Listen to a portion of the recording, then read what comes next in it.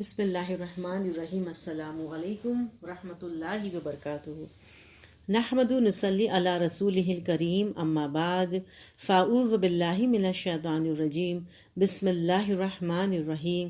ربی زدنی علما، رب اشرح لی صدری ویسر لی امری واحلل عقدۃ من لسانی یفقہوا قولی۔ آج ہم دیکھیں گے کھانے پینے سے متعلق دعائیں۔ کھانا شروع کرنے سے قبل بسم اللہ پڑھنا مسنون ہے۔ حضرت عمر بن ابو سلمہ کہتے ہیں، میں بچپن سے نبی اکرم صلی اللہ علیہ وسلم کی تربیت میں تھا۔ کھانا کھاتے ہوئے میرا ہاتھ سالن میں گھومتا تھا۔ مجھے رسول اللہ صلی اللہ علیہ وسلم نے فرمایا، بیٹا بسم اللہ کہو اور اپنے داہنے ہاتھ سے سامنے سے کھاؤ۔ اسے بخاری مسلم نے روایت کیا ہے۔ کھانا شروع کرنے سے قبل بسم اللہ بھول جائے تو یاد آنے پر یہ دعا پڑھنی چاہیے۔ حضرت عائشہ کہتی ہیں کہ رسول اللہ صلی اللہ علیہ وسلم نے فرمایا، جب کوئی شخص کھانا شروع کرے تو اسے بسم اللہ پڑھنی چاہیے، اور اگر ابتدا میں بسم اللہ پڑھنا بھول جائے تو اسے یوں کہنا چاہیے، اول اور آخر اللہ کے نام سے کھاتا ہوں۔ اسے ترمذی اور ابو داؤد نے روایت کیا ہے۔ پھر کوئی چیز کھانے پینے کے بعد یہ دعا مانگنی چاہیے۔ حضرت معاذ بن انس جوہنی اپنے باپ سے روایت کرتے ہیں کہ رسول اللہ صلی اللہ علیہ وسلم نے فرمایا، جس نے کھانا کھایا اور یہ دعا پڑھی، اللہ کا شکر ہے جس نے مجھے کھانا کھلایا اور یہ رزق بغیر کسی طاقت اور قوت کے عطا فرمایا، اس کے سارے پہلے گناہ معاف کر دیے جائیں گے۔ اسے ابن ماجہ نے روایت کیا ہے۔ پھر ہے کھانا کھلانے والے کو یہ دعا دینی مسنون ہے۔ حضرت عبداللہ بن بسر کہتے ہیں کہ رسول اللہ صلی اللہ علیہ وسلم میرے والد کے گھر بطور مہمان تشریف لائے۔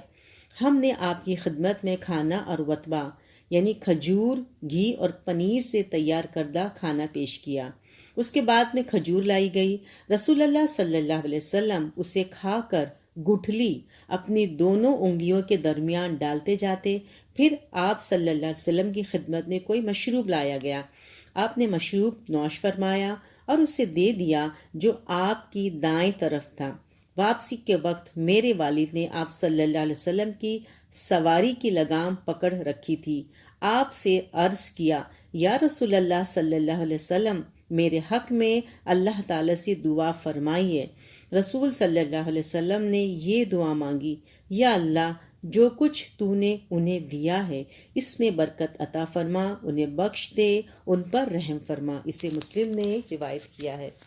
پھر دودھ پینے کے بعد یہ دعا مانگنی چاہیے۔ حضرت عبداللہ بن عباس کہتے ہیں کہ رسول اللہ صلی اللہ علیہ وسلم نے فرمایا، جب تم میں سے کوئی کھانا کھائے تو یوں دعا مانگے، یا اللہ، ہمارے کھانے میں برکت عطا فرما اور ہمیں اس سے بہتر دے۔ اور جب کوئی دودھ پیے تو اسے یہ دعا مانگنی چاہیے، یا اللہ، ہمیں اس میں برکت عطا فرما اور زیادہ دے۔ کھانے اور پینے دونوں کا کام دینے والی چیز دودھ کے علاوہ کوئی نہیں۔ اسے ترمذی اور ابو داؤد نے روایت کیا ہے۔ رسول اکرم صلی اللہ علیہ وسلم کا ارشاد مبارک ہے، دعا عبادت ہے، ترمذی۔ ایک دوسری حدیث میں آپ صلی اللہ علیہ وسلم نے ارشاد فرمایا ہے کہ دعا عبادت کی روح ہے، ترمذی۔ تخلیق آدم کے بعد سب سے پہلی دعا جو حضرت آدم کو سکھائی گئی وہ دعا ہی تھی۔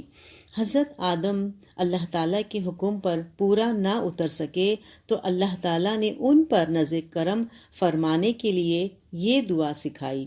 سورہ اعراف آیت نمبر 23، اے ہمارے پروردگار، ہم نے اپنے آپ پر ظلم کیا ہے، اگر تو نے ہماری مغفرت نہ کی، ہم پر رحم نہ فرمایا تو ہم خسارہ پانے والوں میں سے ہو جائیں گے۔ تمہاری عبادتوں میں سے ہی دعا ہی ایک ایسی عبادت ہے جس کے لیے کوئی جگہ، دن یا وقت مقرر نہیں، بلکہ ہر لمحہ، ہر گھڑی مانگنے کی اجازت ہے۔ سورۃ النبی پر ایک نظر ڈالیں گے تو یوں لگتا ہے کہ آپ صلی اللہ علیہ وسلم کی حیات طیبہ کا کوئی لمحہ اور کوئی گھڑی ایسی نہیں جو دعا سے خالی گزری ہو۔ آپ صلی اللہ علیہ وسلم کے معمول مبارک میں شامل دعائیں ملاحظہ ہو: سونے اور جاگنے کی دعا، اچھا یا برا خواب دیکھنے کی دعا، بیت الخلاء میں داخل ہونے اور نکلنے کی دعا، گھر سے نکلنے اور داخل ہونے کی دعا، مسجد میں داخل ہونے اور نکلنے کی دعا، آئینہ دیکھنے کی دعا، کھانا کھانے اور پانی پینے کی دعا، میزبان کے حق میں دعا، کفارہ مجلس کی دعا، توبہ کی دعا، پناہ مانگنے کی دعا، اللہ سے بخشش طلب کرنے کی دعا، پسندیدہ اور ناپسندیدہ چیز کو دیکھنے کی دعا، غصے کے وقت کی دعا، نظر بد سے بچنے کی دعا، مریض کی عیادت کرنے کی دعا، زیارت قبور کی دعا، بازار میں داخل ہونے کی دعا، ادائیگی قرض کی دعا، غم اور پریشانی کے وقت کی دعا، ابتلا اور آزمائشوں کے وقت کی دعا، سفر پر روانگی اور واپسی کی دعا۔ ان متفرق دعاؤں کے علاوہ صبح شام کے وقت کے اذکار ان سے الگ ہیں۔ ایسا لگتا ہے اللہ تعالیٰ نے ہمیں دعاؤں کی فہرست میں رکھا ہے، مخصوص حالات یا واقعات پیش آنے پر دعاؤں کی فہرست اس سے الگ ہے۔ مثلا نیا چاند دیکھنے کی دعا، نیا لباس پہننے کی دعا، نیا پھل کھانے کی دعا، شادی اور مقاربت کی دعا، آندھی اور طوفان کے وقت کی دعا، گرج اور چمک کے وقت کی دعا، طلب باران کی دعا، کثرت باران سے محفوظ رہنے کی دعا، خسوف اور خسوف نماز کی دعا، تعزیت کی دعا، دشمن سے مقابلے کی دعا۔ کتب احادیث میں مسنون دعاؤں کی تعداد مذکورہ بالا دعاؤں کے مقابلے میں کہیں زیادہ ہے۔ ایک محتاط اندازے کے مطابق صحیح احادیث سے ثابت شدہ دعاؤں کی تعداد 700 کے لگ بھگ ہے۔ اللہ تعالیٰ نے قرآن مجید میں اہل ایمان کو مختلف واقعات کے حوالے سے 70 سے زائد دعائیں سکھلائی ہیں۔ اس سے دعا کی اہمیت کا اندازہ لگایا جا سکتا ہے۔ ایک نظر اسلام کی بنیادی عبادات نماز، روزہ، زکوٰۃ اور حج پہ ڈالی جائے۔ صادق المصدوق رحمت عالم صلی اللہ علیہ وسلم کے ارشاد مبارک دعا عبادت کا مغز ہے، ترمذی کی اصل حقیقت بہت نمایاں ہو کر سامنے آتی ہے۔ صلاۃ جس کے لغوی معنی دعا ہے، واقعتاً اول سے آخر تک دعا ہی دعا ہے۔ آغاز وضو میں دعا، وضو کے بعد کی دعائیں، دوران اذان اور اذان کے بعد دعا، اذان اور اقامت کے درمیان دعاؤں کی ترغیب، دوران نماز دعائیں اور نماز کے بعد کی دعائیں۔